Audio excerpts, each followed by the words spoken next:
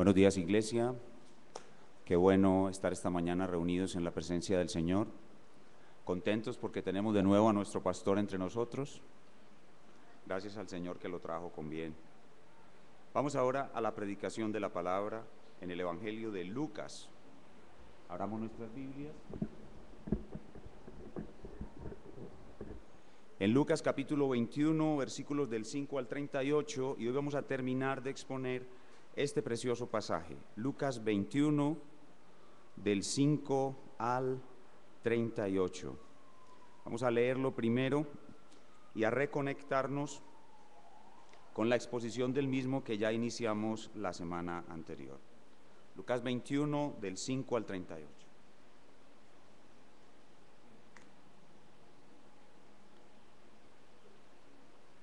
Esta es la palabra de Dios, escuchémosla. Y a unos que hablaban de que el templo estaba adornado de hermosas piedras y ofrendas votivas, dijo: en cuanto a estas cosas que veis, días vendrán en que no quedará piedra sobre piedra que no sea destruida. Y le preguntaron diciendo: Maestro, ¿cuándo será esto? ¿Y qué señal habrá cuando estas cosas estén para suceder? Él entonces dijo: mirad que no seáis engañados, porque vendrán muchos en mi nombre diciendo: yo soy el Cristo, y el tiempo está cerca, mas no vayáis en pos de ellos. Y cuando oigáis de guerras y de sediciones, no os alarméis, porque es necesario que estas cosas acontezcan primero, pero el fin no será inmediatamente. Entonces les dijo: se levantará nación contra nación y reino contra reino, y habrá grandes terremotos, y en diferentes lugares hambres y pestilencias, y habrá terror y grandes señales del cielo. Pero antes de todas estas cosas os echarán mano y os perseguirán, y os entregarán a las sinagogas y a las cárceles, y seréis llevados ante reyes y ante gobernadores por causa de mi nombre, y esto os será ocasión para dar testimonio. Proponed en vuestros corazones no pensar antes cómo habéis de responder en vuestra defensa, porque yo os daré palabra y sabiduría, la cual no podrán resistir ni contradecir todos los que se opongan. Mas seréis entregados aún por vuestros padres y hermanos y parientes y amigos, y matarán a algunos de vosotros, y seréis aborrecidos de todos por causa de mi nombre, pero ni un cabello de vuestra cabeza perecerá. Con vuestra paciencia ganaréis vuestras almas. Pero cuando viereis a Jerusalén rodeada de ejércitos, sabed entonces que su destrucción ha llegado. Entonces los que estén en Judea huyan a los montes, y los que en medio de ella váyanse, y los que estén en los campos no entren en ella, porque estos son días de retribución, para que se cumplan todas las cosas que están escritas. Mas ay de las que estén encintas y de las que críen en aquellos días, porque habrá gran calamidad en la tierra e ira sobre este pueblo, y caerán a filo de espada, y serán llevados cautivos a todas las naciones, y Jerusalén será hollada por los gentiles hasta que los tiempos de los gentiles se cumplan. Entonces habrá señales en el cielo, en la luna y en las estrellas, y en la tierra angustia de las gentes, confundidas a causa del bramido del mar y de las olas, desfalleciendo los hombres por el temor y la expectación de las cosas que sobrevendrán en la tierra, porque las potencias de los cielos serán conmovidas. Entonces verán al Hijo del Hombre, que vendrá en una nube con poder y gran gloria. Cuando estas cosas comiencen a suceder, erguíos y levantad vuestra cabeza, porque vuestra redención está cerca. También les dijo una parábola: mirad la higuera y todos los árboles, cuando ya brotan, viéndolo, sabéis por vosotros mismos que el verano está ya cerca. Así también vosotros, cuando veáis que suceden estas cosas, sabed que está cerca el reino de Dios. De cierto os digo que no pasará esta generación hasta que todo esto acontezca. El cielo y la tierra pasarán, pero mis palabras no pasarán. Mirad también por vosotros mismos que vuestros corazones no se carguen de glotonería y embriaguez y de los afanes de esta vida, y venga de repente sobre vosotros aquel día, porque como un lazo vendrá sobre todos los que habitan sobre la faz de toda la tierra. Velad pues en todo tiempo orando, que seáis tenidos por dignos de escapar de todas estas cosas que vendrán y de estar en pie delante del Hijo del Hombre. Y enseñaba de día en el templo, y de noche saliendo se estaba en el monte que se llama de los Olivos, y todo el pueblo venía a él por la mañana para oírle en el templo. Oremos. Señor, gracias por este sermón, el sermón del monte de los Olivos, que es tu último sermón. Hoy te pedimos, por medio de la gracia que tú nos has entregado y por tu Espíritu Santo, que nos ayudes al estudiar este pasaje y que tu Espíritu Santo impacte nuestros corazones con tu segunda venida y nuestras obligaciones para esa segunda venida, y nos des la gracia para cumplirlas mejor. Y esto te lo pedimos en el nombre del Señor Jesucristo. Amén. La semana pasada comenzamos el estudio de este maravilloso texto, que es la versión de Lucas del sermón del Monte de los Olivos, que también se encuentra en Mateo 24 y en Marcos 13.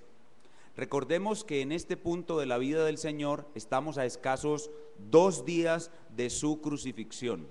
Y recordemos lo que Él ha venido haciendo en días anteriores. Él estaba condenando a los fariseos, a los escribas y a la religión hipócrita y falsa de los judíos. Los condenó directamente. Luego de condenarlos directamente, los avergonzó con la pequeña gran ofrenda de una pobre viuda. Y finalmente, el final profeta profetiza el fin. El final profeta profetiza el fin. Ese fue el título que le pusimos al estudio de todo el capítulo. Y es que Cristo está aquí actuando como el último y máximo profeta de Dios. Dice: cielo y tierra pasarán, pero mis palabras no pasarán. Jesús profetiza aquí 2 formas de fin: el fin de Israel como nación.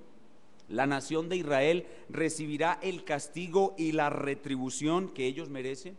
Será un horrible fin, un fin que es un tiempo de retribución.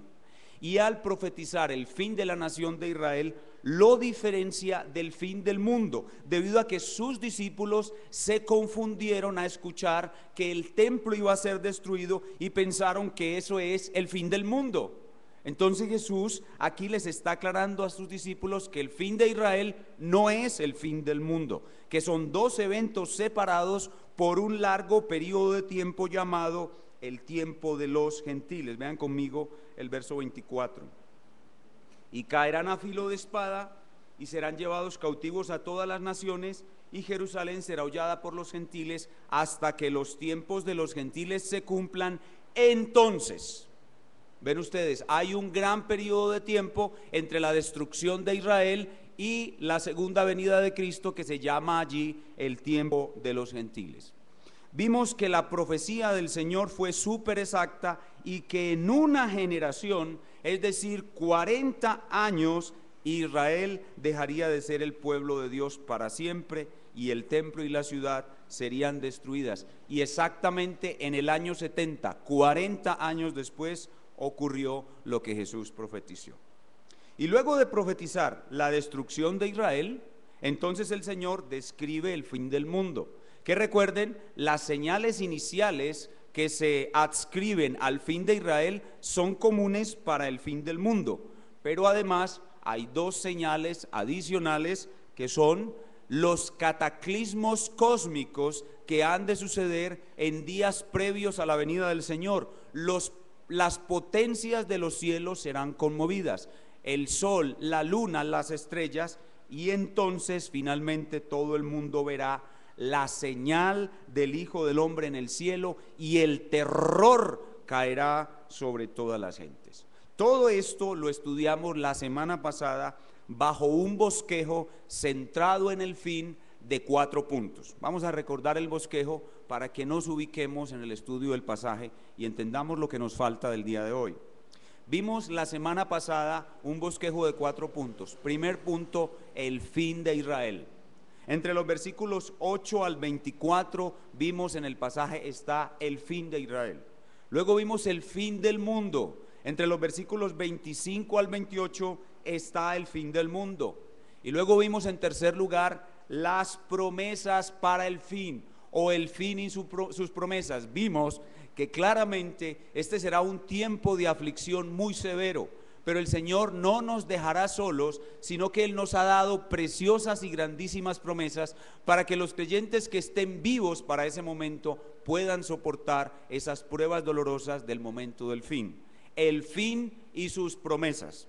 Y nos quedó faltando un cuarto punto para completar nuestro estudio, y es que en el pasaje donde se habla acerca del fin, el Señor habla de ciertas obligaciones que los creyentes tenemos que cumplir. Los creyentes que estén vivos al momento de la segunda venida de Cristo, los creyentes que vean el fin del mundo, deben ser hallados por Cristo cumpliendo ciertas obligaciones. Y ese es nuestro cuarto punto. Eso es lo que vamos a ver en el día de hoy. El fin y sus obligaciones, las cuales están por todo el pasaje. Y ese será el tema que veremos hoy. El fin y sus obligaciones. Hemos puesto por título a este mensaje: vigilantes hasta el fin. Vigilantes hasta el fin. Vigilantes de cumplir aquello que el Señor espera de nosotros. Y aquí la pregunta que vamos a tratar de responder es esta: ¿estamos los cristianos preparados para el fin del mundo? ¿Lo está usted? Si el fin del mundo fuera mañana, ¿el Señor lo hallaría a usted como Él quiere hallarlo? Esa es la pregunta que vamos a resolver en el día de hoy. Veremos que básicamente el Señor quiere hallarlo a usted cumpliendo 5 obligaciones. En el pasaje hay 5 obligaciones que tenemos que cumplir los creyentes. Los creyentes que estén vivos para el momento del fin de una manera especial. Eso es lo que muestra el pasaje. Pero al mirar el texto, nosotros nos damos cuenta que estas obligaciones no son solamente las obligaciones que tienen que estar cumpliendo los creyentes cuando el Señor venga por segunda vez, sino que estas son las obligaciones que debemos estar cumpliendo los creyentes todo el tiempo. Son las obligaciones normales que los creyentes debemos cumplir, cerca o lejos del fin. Y eso es lo que vamos a ver en el día de hoy. Esto que vamos a ver ya es conocido por usted. Si usted es un creyente, usted ya conoce esto. Así que lo que yo le voy a enseñar hoy es simplemente algo que usted ya conoce. O sea, le voy a repetir algo que usted ya conoce. Pero ustedes saben que en la vida cristiana el repetir es muy importante. El repetir es muy importante. De hecho, los creyentes aprendemos, hermanos, en primer lugar por la repetición, en segundo lugar por la repetición y en tercer lugar por la repetición. Entonces, hoy les vamos a repetir, con base en el Sermón del Monte de los Olivos de Lucas, 5 obligaciones que tienen que estar cumpliendo todos los cristianos cuando Cristo regrese y todos los cristianos todos los días de su vida. Aquí van las 5 obligaciones. Primero las voy a anunciar y luego las voy a explicar brevemente, porque un sermón de 5 puntos no es homiléticamente aceptable, pero vamos a hacerlo brevemente para poder cubrir los 5 puntos. Primera obligación, versículo 8, resistir el engaño. ¿Cuál es la primera obligación? Resistir el engaño, versículo 8. Segunda obligación, vencer el miedo, versículos 9 y 28. Tercera obligación, dar testimonio, versículo 13. Cuarta obligación, perseverar en medio de las pruebas, versículo 19. Y quinta obligación, resistir la mundanalidad, versículos 34 al 36. Otra vez, despacio. Primero, resistir el engaño. Segundo, vencer el miedo. Tercero, dar testimonio. Cuarto, perseverar en las pruebas. Y quinto, resistir la mundanalidad. Veamos una a una estas 5 obligaciones. Así quiere hallarnos el Señor cuando Él regrese, o si vamos a morir, así quiere que nos despidamos de este mundo, haciendo estas 5 cosas. 1, resistir el engaño, versículo 8.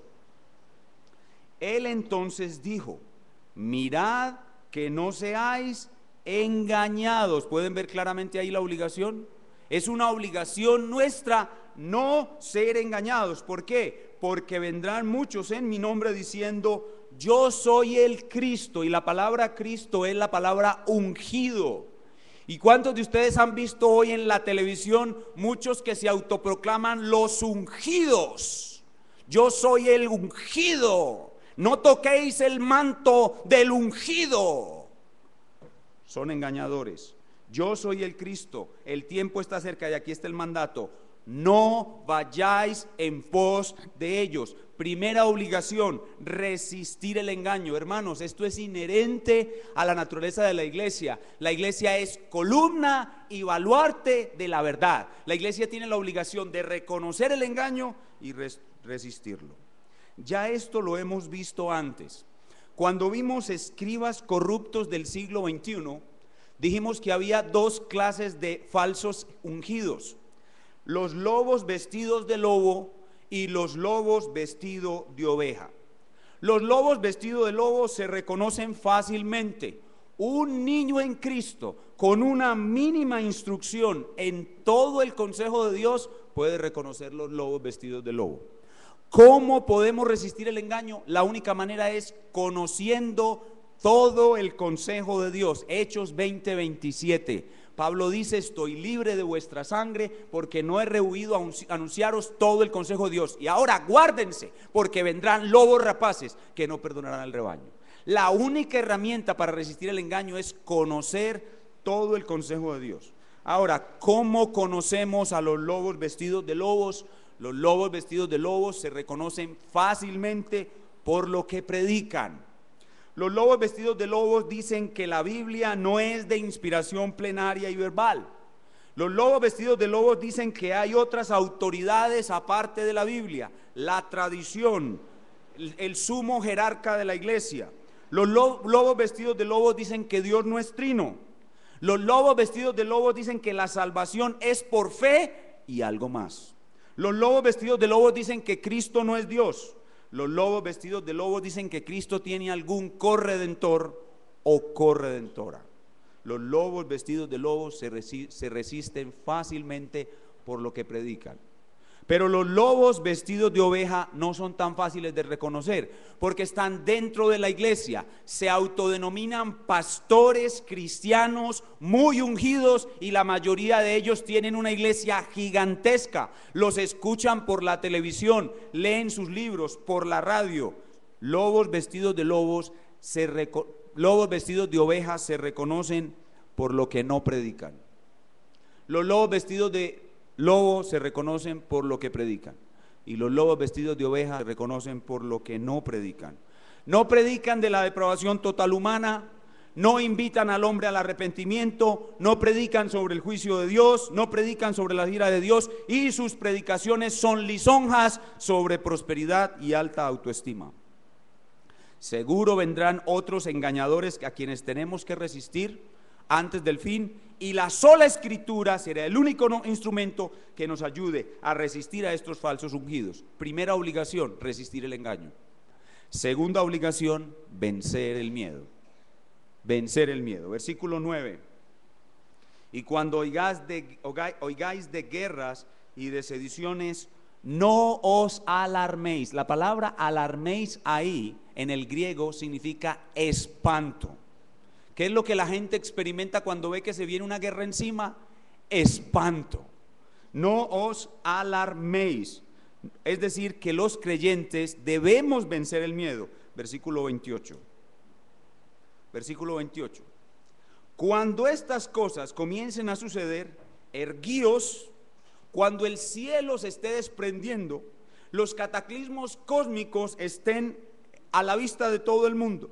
Cuando estas cosas comiencen a suceder, en vez de estar en pánico como el resto del mundo, dice: erguíos, levantad vuestra cabeza. Presupone que mientras los otros están en pánico, nosotros estamos gozosos. Gozosos porque la venida del Señor está cerca. Entonces miren que es para nosotros una obligación recibir al Cristo que desciende con poder, no temblando, sino gozosos, alabándolo, adorándolo. Si ven, ven Señor Jesús, mientras los otros están desfalleciendo del temor. Pregunta: ¿cómo vencer el miedo? No tenemos que vencer el miedo solo cuando Cristo regrese. Durante toda nuestra vida debemos aprender a vencer el miedo. Ya vimos algo de cómo vencer el miedo en 2 de Reyes 6, del 8 al 23, con Eliseo y su criado cuando estaban rodeados por el ejército sirio.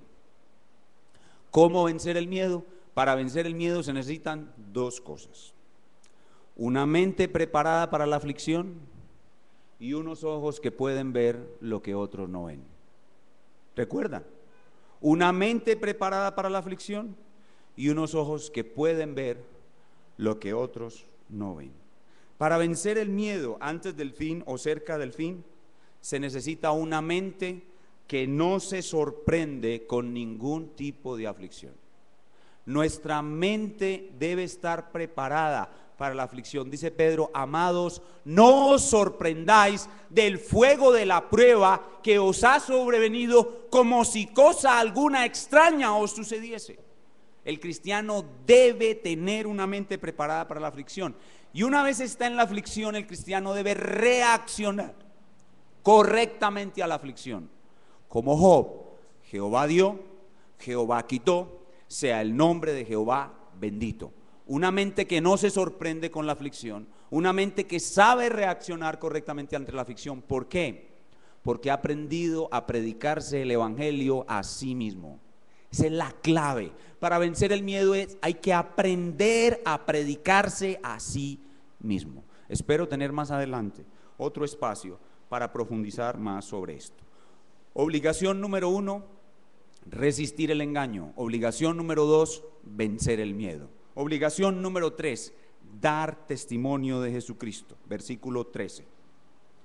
Dice: y esto os será ocasión para dar testimonio. Los creyentes del primer siglo, antes de que Jerusalén fuera destruida, iban a ser llevados a las cárceles y ante reyes. Y dice el Señor: esto os será ocasión para dar testimonio. Bueno, lo mismo debemos tener nosotros. Nosotros debemos considerar cada cosa que nos sucede en esta vida como una ocasión para dar testimonio.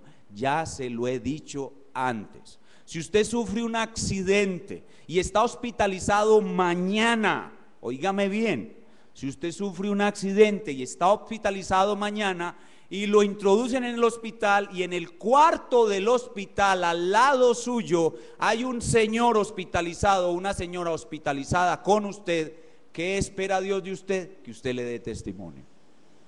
No le sucede nada que no sea dado por Dios y dado como ocasión para dar testimonio.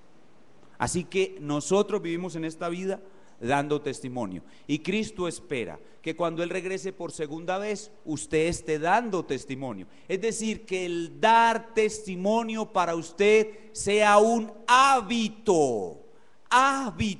Un hábito. Dar testimonio debe ser un hábito. Donde quiera que usted esté, a la persona que Dios acerque, lo primero que usted está pensando es cómo le va a dar la vuelta a la conversación para hablarle de Cristo. Si usted no es así, no está preparado para la segunda venida de Cristo.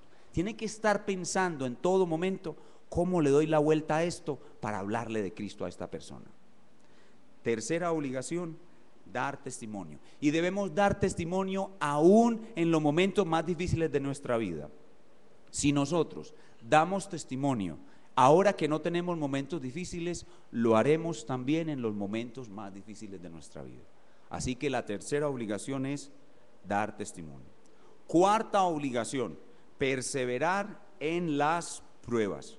Dios espera que sus hijos perseveren en medio de las pruebas. Versículo 19. Con vuestra paciencia ganaréis vuestras almas. Dios espera de nosotros paciencia. ¿Qué es paciencia? Paciencia es la capacidad de perseverar en medio de dificultades. Uno no está mostrando paciencia cuando todo en su vida va maravilloso y no deja de asistir a la iglesia. Cuando todo en su vida va maravilloso y usted asiste normalmente a la iglesia y evangeliza y discipula y ofrenda, eso no es paciencia. Usted está ahí siendo bendecido y está mostrando perseverancia, pero no está mostrando paciencia. Pero cuando usted tiene un problema muy severo, un problema muy grave, familiar, personal, marital, de salud, económico, etcétera, y usted viene a la iglesia y continúa orando, leyendo su Biblia, evangelizando, sirviendo a otros, a pesar de la prueba que usted tiene encima, eso es perseverancia, eso es paciencia, y eso muestra los quilates que usted tiene como cristiano. Los quilates a usted no se le ven cuando todo está maravilloso, se le ven cuando todo está bien difícil. Y Dios espera que usted viva así. De hecho, Él envía esas pruebas a su vida para que usted haga del perseverar un hábito. Así como el dar testimonio es un hábito, el perseverar es un hábito. Nada debe impedir que usted ore todos los días, excepto que esté en coma en una unidad de cuidado intensivo. Que usted ore, que usted lea su Biblia, que usted testifique a otros de Cristo, que usted haga bien su trabajo para la gloria de Dios. Si usted es un zapatero, un camionero, un cocinero, Dios espera que usted arregle los zapatos para la gloria de Dios, cocine para la gloria de Dios y maneje su tracto camión para la gloria de Dios. Y eso lo debe hacer todos los días de su vida, tenga el problema que tenga. Dios espera eso de usted y Dios lo va a recompensar.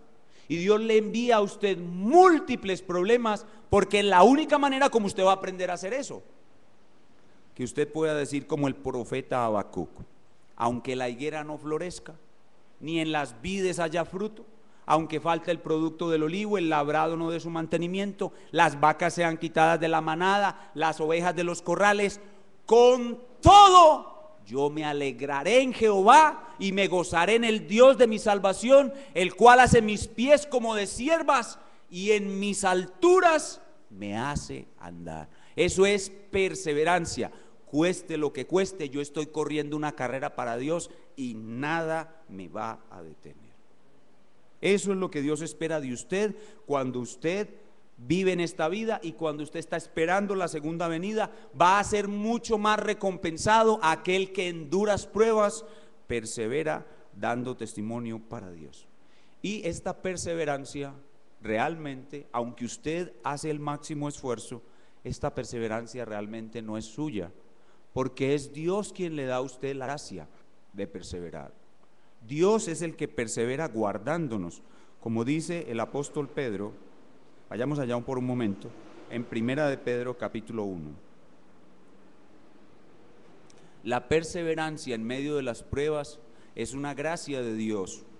Dios coloca en nosotros la gracia y la fuerza para perseverar hasta el fin, aún en medio de las más duras pruebas. Primera de Pedro capítulo 1, versículos 3 al 5. Dice: bendito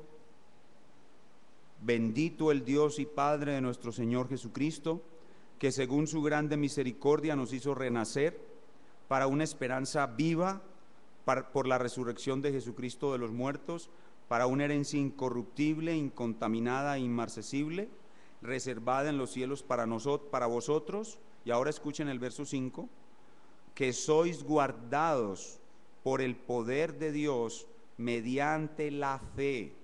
El poder de Dios nos guarda inyectando en nosotros fe para alcanzar la salvación que está preparada para ser manifestada en el tiempo postrero.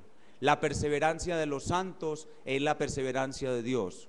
Los creyentes pueden decaer, los creyentes tenemos momentos malos en la fe, de decaimiento y retroceso, pero el Espíritu de Dios está comprometido, obligado por los acuerdos intratrinitarios a inyectar fe en el creyente decaído y fortalecerlo para que su caída y su retroceso nunca sean para siempre.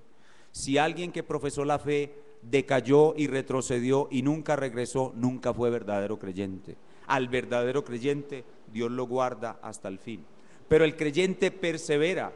Estos son dos elementos que van unidos, dos caras de una misma moneda. Dios nos guarda y nosotros perseveramos. ¿Y cómo perseveramos nosotros en las pruebas? Otra vez aprendiéndonos a predicarnos el evangelio a nosotros mismos. Cuando el creyente está viviendo la turbación de una nube oscura sobre su cabeza, lo único que le permite ver el sol en medio de la oscuridad es predicarse a sí mismo el evangelio. El creyente tiene que aprender a creer las promesas de Dios, predicándoselas él a sí mismo en medio de la prueba. Cuarta obligación entonces es perseverar en medio de las pruebas. Repitámoslas. Primera obligación, resistir el engaño. Segunda obligación, vencer el miedo. Tercero, dar testimonio. Cuarto, perseverar en medio de las pruebas. Y quinto, de una manera especial, el pasaje nos habla de resistir la mundanalidad. Resistir la mundanalidad. Versículos 34 al 36. Dice: mirad también por vosotros mismos que vuestros corazones no se carguen de glotonería y embriaguez y de los afanes de esta vida, y venga de repente sobre vosotros aquel día. Es como si Jesús viniera de repente y encontrara a su iglesia involucrada en glotonerías, en embriaguez y afanada por esta vida, porque esa venida de Cristo vendrá como un lazo. Dice, porque como un lazo vendrá sobre todos los que habitan sobre la faz de la tierra. Pero vosotros velad pues en todo tiempo orando, que seáis tenidos por dignos de escapar de todas estas cosas que vendrán y estar en pie delante del Hijo del Hombre. Estas tres expresiones, glotonería, embriaguez y afanes de esta vida, hablan claramente de la mundanalidad. Hermanos, aquí se está hablando de Babilonia. Babilonia la grande, la madre de todas las rameras. El mundo entero caerá bajo la potencia de sus deleites. Antes de la venida del Señor, el mundo se hará cada vez más mundano. El mundo se hará cada vez más mundano, el mundo se hará cada vez más secular. Habrá una gran apostasía. Los hombres eliminarán por completo a Dios de su cosmovisión, y lo único que tendrán en esta vida será: comamos y bebamos, que mañana moriremos. El hombre será cada vez más mundano, más atraído por los deleites de este mundo. El pecado no será pecado para él, y el deleite será lo supremo. Eso ya existe, pero antes de la venida de Cristo será mucho más poderoso. Será como una gran ola, como un gran tsunami de mundanalidad que invadirá al mundo. Los hombres del mundo estarán amándose a sí mismos en manera superlativa. Y de esto es lo que enseña la Escritura cuando habla del 666. En el libro de Apocalipsis se habla de que los hombres de los últimos tiempos y de todos los tiempos tendrán en su frente y en sus brazos un número escrito 666. Y muchos hermanos creen que este número es algo literal que el anticristo va a marcar en sus frentes y en sus brazos, es decir, un número literal. Pero nosotros creemos que el libro de Apocalipsis es un libro demasiado simbólico para ser interpretado literalmente. Y creemos que esa expresión 666 no es algo visible, es algo invisible. Eso está en la frente porque indica el modo de pensar del hombre. Y eso está en el brazo porque es la forma como el hombre va a actuar. ¿Qué va a pensar el hombre de sí mismo? Que él es el principio y el fin de todo, que él es la criatura más grande y exaltada. El 6 está 3 veces porque cuando la Biblia repite algo lo está poniendo en términos superlativos. Dios es santo, santo, santo.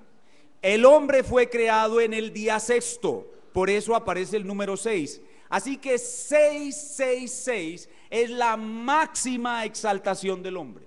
El hombre se va a exaltar en grado sumo y lo único que le va a importar es su deleite, su satisfacción, y van a estar obsesionados con los placeres de este mundo. Los placeres de este mundo van a ser lo único para ellos, eso ya existe.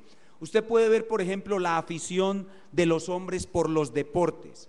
El hecho de que un individuo mate a otro porque porta la camiseta de su equipo rival, eso es una señal de que algo anda muy, pero muy mal. Y la búsqueda de esos deportes extremos, a toda hora tratando de encontrar una adrenalina, una pasión, algo que lo lleve a vivir en algún deleite. El hecho de que las personas que más dinero ganen en el mundo sean los jugadores de fútbol, eso indica que el hombre está aferrado a los entretenimientos, que lo único que le interesa es sentirse satisfecho, sentirse feliz, algo que lo haga feliz. La esclavitud de los hombres al sexo, a los deleites, a las drogas, buscando un momento de placer y deleite, eso es la mundanalidad avanzando a su punto máximo. Antes de la venida del Señor Jesucristo, escuchen bien, los hombres mundanos serán más, 6, 6, 6, más mundanos, más centrados en sí mismos, más amadores de sí mismos, y ellos serán la cumbre, el punto más alto de su propia existencia. El hombre por el hombre y para el hombre. Eso sucederá en el final de los tiempos. Y lo que Jesús nos está diciendo aquí es que muchos en la iglesia van a ser arrastrados por eso. Muchos.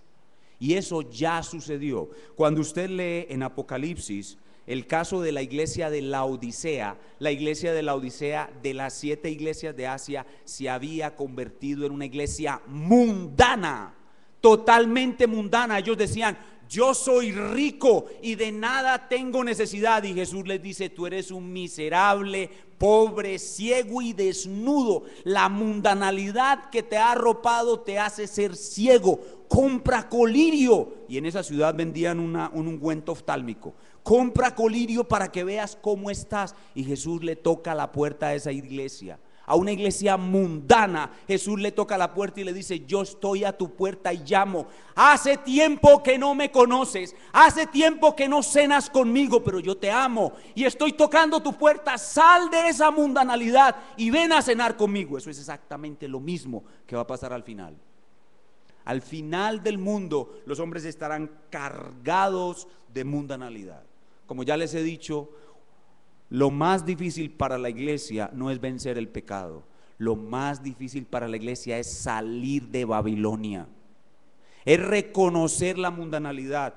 El dicho que hemos usado es este: el pecado mató a sus miles, el mundo a sus 10,000. Entonces, arrastrados por los placeres y los deleites de esta vida, muchos cristianos en la venida del Señor estarán viviendo una vida de cristianos de nombre, cargados de mundanalidad. Pero el Señor dice: cuando yo venga, los quiero hallar santos, quiero que hayan salido de Babilonia. Eso no significa que nosotros no podamos disfrutar de las cosas buenas de esta vida, pero debemos hacerlo ¿cómo? Con sobriedad, no entregarnos a esos deleites. Ayer estuvimos con los niños en Diversity y ellos pasaron una mañana tarde deliciosa. Y Diversity es un lugar encantador. Pero ¿saben qué era lo único que no había en Diversity? Había una tienda postal, había un banco, había un hospital, y los niños jugaban a ser empleado de banco, a ser médico. Pero ¿saben qué no había en Diversity? Una iglesia. No había una iglesia. Ningún niño jugó ayer a ser predicador. Ninguno. Porque el mundo va a estar cada vez más alejado de Dios y cada vez más entregado a las pasiones mundanas. Pero el Señor dice: cuando yo venga, ustedes, iglesia mía, van a estar puros, van a estar santos, van a estar apartados. Y por eso les dice: salid de Babilonia y no toquéis lo inmundo. Yo seré a vosotros por Dios, vosotros me seréis por pueblo. Y el Señor nos dice en el pasaje cómo cumplir esto. Versículo 34, versículo 34. mirad también por vosotros mismos. Lo primero para poder ser hallado libre de la mundanalidad es el autocuidado espiritual. Hermanos, nosotros los pastores estamos para cuidarlos, pero nosotros no podemos hacer todo por usted. Usted tiene que cuidarse a sí mismo. Mirad también por vosotros mismos el autocuidado espiritual, que vuestros corazones, ¿qué es lo que tiene que vigilar más usted? Su corazón. No se carguen de glotonería, el deleite por la comida. Por eso la comida va a ser muy valorada, porque es un deleite. La glotonería es un deleite. La embriaguez y los vicios, con eso la gente busca sentir un momento de felicidad. Y los afanes de esta vida, estar afanados por conseguir cosas en esta vida, tener riquezas y posesiones, estar muy preocupados por el trabajo. Los adictos al trabajo estarán a la orden del día en los días de la venida del Señor Jesucristo. Entonces, ¿cómo evitamos la mundanalidad? Primero, cuidándonos a nosotros mismos, especialmente cuidando nuestro propio corazón. ¿Y cuál es la acción que representa ese cuidado? Versículo 36. Velad. Velar es lo contrario de estar dormido. Velar es estar despierto a la maldad de su propio corazón. Hermano, hermana, su corazón tiende a la mundanalidad, y si usted no lo vigila, él lo va a llevar a usted a la mundanalidad. Tenga eso por seguro. Su corazón tiende a la mundanalidad. Entonces usted tiene que estar como un guardia parado en la puerta de su corazón, viendo qué entra y qué sale. Viendo qué entra y qué sale. De toda cosa guardada, guarda tu corazón, porque de él mana la vida. Así que hay que velar. Velar es esa máxima vigilancia interior en cuanto a lo espiritual, en cuanto a lo moral. Y ese velar debe estar acompañado de profunda oración. 36. Velad pues en todo tiempo orando. La oración es súper buena para evitar la mundanalidad de nuestros corazones. El cristiano que ora va a tener siempre ese sentido de lo celestial y va a estar rechazando más fácilmente la mundanalidad, y podrá decir con el apóstol Pablo: lejos de mí estar gloriarme, sino en la cruz de nuestro Señor Jesucristo, por quien el mundo me es crucificado a mí y yo para el mundo. 5 obligaciones tenemos que cumplir los cristianos en este mundo y antes de la venida del Señor Jesucristo. 1, resistir el engaño. 2, vencer el miedo. 3, dar testimonio. 4, perseverar en las pruebas. Y 5, resistir la mundanalidad. Pregunta: ¿cómo recibieron los receptores originales, es decir, los apóstoles, estas palabras? Las recibieron con mucha confusión. Ellos no asimilaron el sermón del Monte de los Olivos hasta que el Espíritu Santo vino con poder sobre ellos. Cuando vino el Espíritu con poder, ellos aprendieron a resistir el engaño, porque el Espíritu Santo les dio el conocer todo el consejo de Dios. Cuando el Espíritu Santo vino sobre ellos, ellos aprendieron a vencer el miedo, porque aprendieron a usar las promesas de Cristo predicándoselas a sí mismos. Cuando el Espíritu Santo vino con poder sobre ellos, les dio poder para testificar con denuedo, les dio gracia para perseverar en las aflicciones, y les dio el considerar sufrir por Cristo un gran privilegio, y les dio la capacidad de salir de Babilonia y vencer toda mundanalidad. Hermanos, sin el poder del Espíritu Santo no estaremos en la segunda venida de Cristo como Él espera que estemos. Necesitamos al Espíritu Santo. La llenura del Espíritu Santo es fundamental, y el Señor lo dijo: recibiréis poder sobre vosotros cuando haya venido el Espíritu Santo. Así que sin el Espíritu Santo jamás podremos cumplir esto. ¿Qué hemos aprendido de esta sección final de nuestro pasaje? Primero, que el creyente tiene unas obligaciones básicas que cumplir todos los días de su vida, y en especial cercanos al fin del mundo, que así debemos ser hallados cuando Cristo regrese. Segundo, que a medida que se acerca el fin, cumplir estas obligaciones va a ser cada vez más difícil. Tercero, que hay 5 obligaciones básicas para todo cristiano: resistir el engaño, vencer el miedo, testificar, perseverar en medio de las aflicciones y resistir la mundanalidad. Y cuarto, que todo creyente tiene suficiente gracia para poder cumplir estas obligaciones. En la Escritura y en el poder del Espíritu Santo, todo creyente puede cumplir lo que Cristo le está mandando en este lugar de la Escritura. Y puede hacerlo y debe hacerlo para que pueda recibir sus galardones de manera completa. Vayan conmigo a 2 de Juan, versículo 8.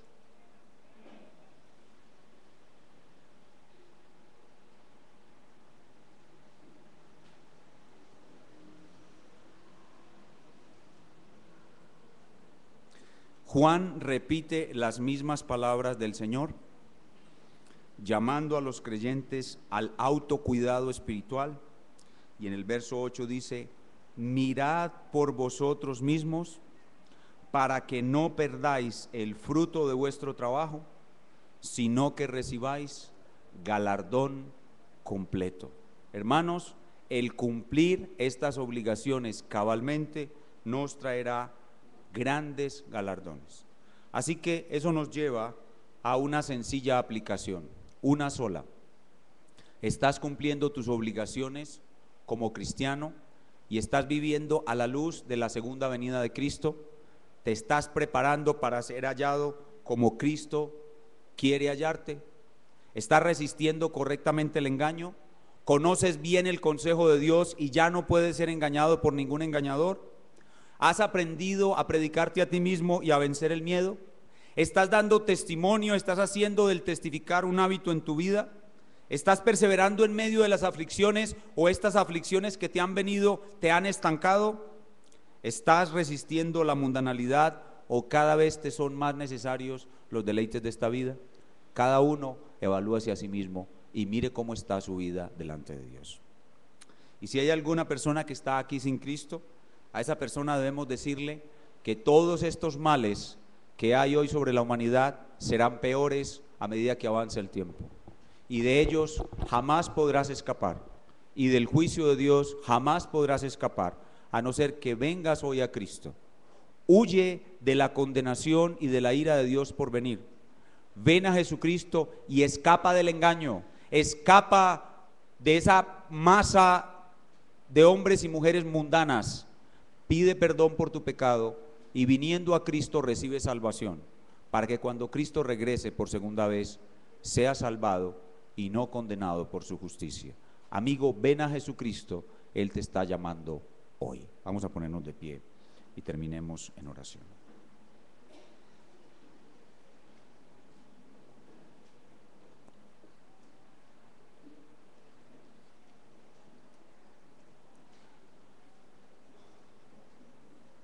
Oremos.